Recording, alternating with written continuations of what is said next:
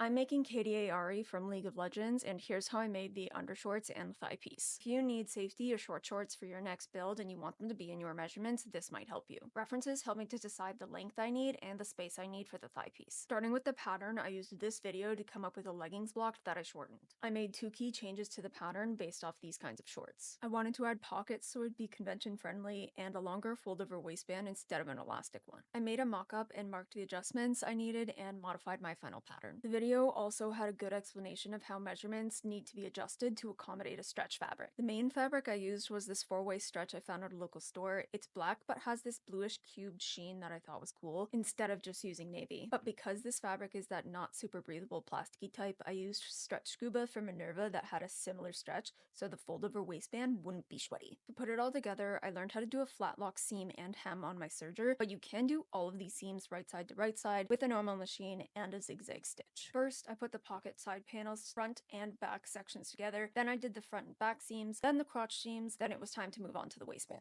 I serged the center front and center back seam first, then the sides, folded it on my fold line, and basted the raw edge to make it easier to attach to the rest. Lining up the center front and back and the sides, I attached the waistband. I didn't quite get the V points perfectly, but since I'd never done this before and a skirt was going over the top, I called it a win. Then for the thigh piece, I did forget to film it, but I did use the duct tape method to try and get the spacing right. I could have just done a 1-inch rectangle with my thigh circumference, but for most things on the body, when you do the duct tape pattern, you get a curved shape so it fits better. I used 2mm high density EVA to keep the shape, glued the same fabric as the shorts to it with barge contact cement. Finally, I used Affinity Design 2 to come up with this pattern for the buckle thing and decided this was also a good time to try to use PVC board for the first time. I had my dad slice a small piece to a 1/4 inch thickness and had him cut it out for me with his bandsaw. I used my Dremel to round the edges, and boy did that stank, so I did it outside. To prep it for painting, I used my usual steps that I use for 3D printing, which is to use a mix of brush on and spray automotive fillers and increase the grit of sandpaper after every round of filler to make it as smooth as possible. For painting, I went with a black gloss base, all clad chrome, and then this shiny iridescent color I have to get this bit of a purpley sheen. To put the straps and the buckle together, I used a mix of E6000 to adhere the wrapping fabric to the PVC piece and more barge to connect fabric to the other side. Because I did this with EVA, this means this isn't stretchy, so on the outside, I added Velcro instead of gluing it right to the PVC so I can adjust it. Lastly, to attach this thigh piece to the shorts, I added 2 snaps, one at my hip crease and one closer to my waist so it'd be as flat as I can get it, but still removable, and then I was done. I have also finished the skirt and belt, so stay tuned for how I did those next.